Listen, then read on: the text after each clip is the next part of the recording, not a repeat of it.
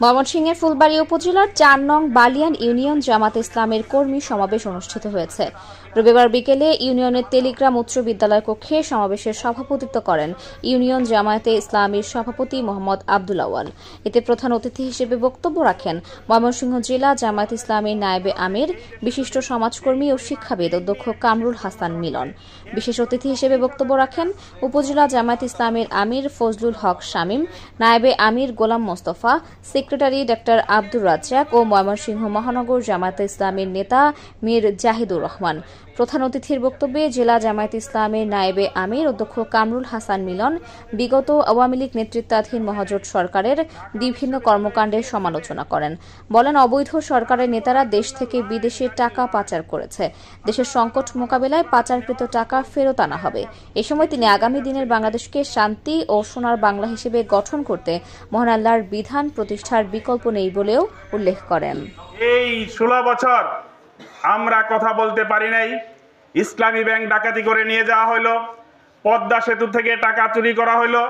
আপনারা দেখলেন রূপপুর পারমাণবিক বিদ্যুৎ কেন্দ্র থেকে এক প্রধানমন্ত্রী 57,000 কোটি টাকা চুরি করে নিয়ে গেল।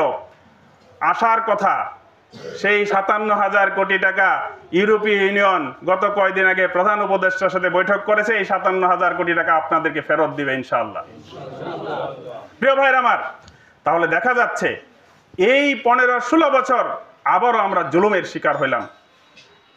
বাড়ি দখল, চাঁদাবাজি, ছিনতাই, রাহাজানি ইত্যাদি ইত্যাদি, যে কারণে এই ক্ষোভের বহিঃপ্রকাশ অনেক জায়গায় ঘটছে।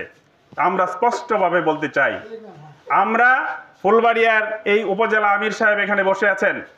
ফুলবাড়িয়ায় আরো অনেক কিছু হওয়ার সুযোগ ছিল। ওনারা বুক চেতিয়ে যেইভাবে সবকিছু মন্দির থেকে শুরু করে সমস্ত দোকানপাট সমস্ত কিছু রক্ষা করেছেন, এর মাধ্যমে আমরা একটা মেসেজ দিতে চাই। সেটা হচ্ছে, আমরা অন্যায়ভাবে কারো বাড়ি ঘরে হামলা করতে দিব না। আমরা কারো উপর অবশ্যই কোনো প্রতিশোধ নিব না। কোনো প্রতিশোধ স্পৃহা আমাদের মধ্যে নাই, ইসলাম এটা শিখায় নাই। আমরা সবাইকে, আমাদের আমিরে জামাত বলেছেন, আমরা সবাইকে মাফ করে দিলাম, আল্লাহর হস্তে আমরা ক্ষমা করে দিলাম। তবে আমরা কোনো আয়না ঘর সৃষ্টি করতে আর দেব না। আমরা ক্ষমা করে দিলাম, আমরা আর কোনো ব্যাংক লুট করতে দিব না ইনশাআল্লাহ। আমরা লুটারাদেরকে আর ওই মসনদে বসতে দিব না ইনশাআল্লাহ।